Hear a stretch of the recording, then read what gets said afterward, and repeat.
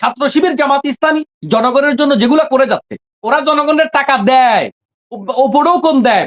জনগণ একটা আজকে একটা নিউজ দেখলাম একটু আগে, যে একটা মহিলা তার ব্যাংকের ঋণ পরিশোধ করতে পারতেছে না, জামাত ইসলাম তার ব্যাংকের ঋণ পরিশোধ করে দিচ্ছে। ছাত্র শিবির জামাত ইসলাম মানুষের জন্য দেয়, আর আপনারা নিজের কর্মীর কাছ থেকে চাঁদা নেন, এবং চাঁদা না নিলে পাথর মেরে খুন করেন।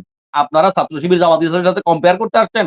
ভাই ভালো কাজের প্রতিযোগিতা করেন। ওই পুরাতন যে স্লোগান গুলো আওয়ামী লীগ শিখাই দিয়ে গেছে না, ভারত শিখাই দিয়ে গেছে না, মনে রাখবেন গোটা দেশ জুড়ে এখন কিন্তু একটা স্লোগান উঠেছে, সেটা হচ্ছে ভারত বিরোধী স্লোগান। যদি ভারতের সুরে আপনারা কথা বলেন না, আপনাদের পরিণতি সেরকমই হবে। ওই বিএনপির জামাতে 8% কেন বলতেছেন? জামাতে আরো কম পার্সেন্ট বলেন, একটু মনে মনে সুখ নেন না, সমস্যা নাই, এগুলো নিতে থাকেন না। সময় হইলে জনগণ কিন্তু এগুলার জবাব দিয়ে দিবে। আমরা ময়দানে কথা বলি, আমরা ময়দানে আছি, এই বাংলাদেশে আছি, আমরা দেখি।